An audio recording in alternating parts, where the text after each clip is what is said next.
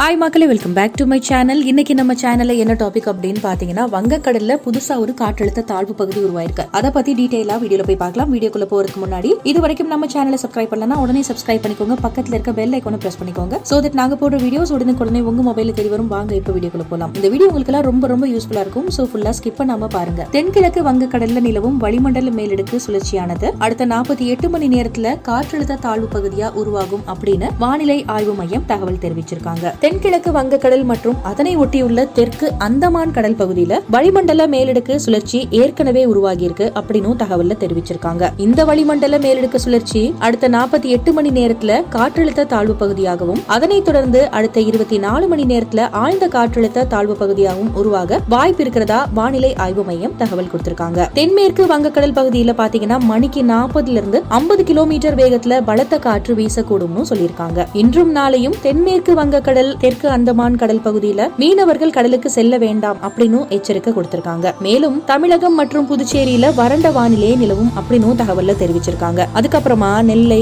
தென்காசி, கன்னியாகுமரி மாவட்டங்கள்ல ஓரிரு இடங்கள்ல லேசான மழை பெய்யக்கூடும் அப்படின்னு சொல்லியிருக்காங்க. அதுக்கப்புறமா சென்னையை பத்தி பார்க்கலாம். சென்னையை பத்தி பாத்தீங்கன்னா அதிகபட்ச வெப்பநிலை 35 மற்றும் குறைந்தபட்ச வெப்பநிலை 26 டிகிரி செல்சியஸ் நிலவும் அப்படின்னு தகவல்ல தெரிவிச்சிருக்காங்க. தமிழகத்துல பாத்தீங்கன்னா மழைக்காலம் முடிஞ்சிருச்சு. இந்த நிலையில் வெயில் ரொம்பவே வாட்டி எடுக்குது. கடந்த சில நாட்களாவே கடுமையான வெயில் சுட்டரிச்சு வருது. இதுக்கு மத்தியில வெப்பத்தை தணிக்கும் விதமா தமிழகத்துல தென்கிழக்கு தென் அந்தமானை ஒட்டிய வங்கக்கடல் பகுதிகளில் காற்றழுத்த தாழ்வு பகுதி உருவாகுவதா சென்னை வானிலை ஆய்வு மையம் தகவல் கொடுத்திருக்காங்க. வளிமண்டல சுழற்சியானது 2 நாள்ல காற்றழுத்த தாழ்வு பகுதியா உருவாக உள்ளது அப்படின்னு தகவல்ல தெரிவிச்சிருக்காங்க. இதை தொடர்ந்து 24 மணி நேரத்துல அது ஆழ்ந்த காற்றழுத்த தாழ்வு பகுதியா வலுவடையும் அப்படின்னு தெரிவிச்சிருக்காங்க. அதனால கூட மீனவர்கள் தெற்கு வங்கக்கடல் பகுதிக்கு செல்ல வேண்டாம் அப்படின்னு எச்சரிக்கை கொடுத்திருக்காங்க சென்னை வானிலை ஆய்வு மையம். தமிழகத்துல கோடைக்காலம் தொடங்கியுள்ள நிலையில வங்கக்கடல்ல காற்றழுத்த தாழ்வு பகுதி உருவாகி உள்ளதா வானிலை ஆய்வு மையம் தகவல்ல சொல்லியிருக்காங்க. தமிழகத்துல ஏப்ரல் முதலா கோடைக்காலம் ஸ்டார்ட் ஆயிடுச்சு.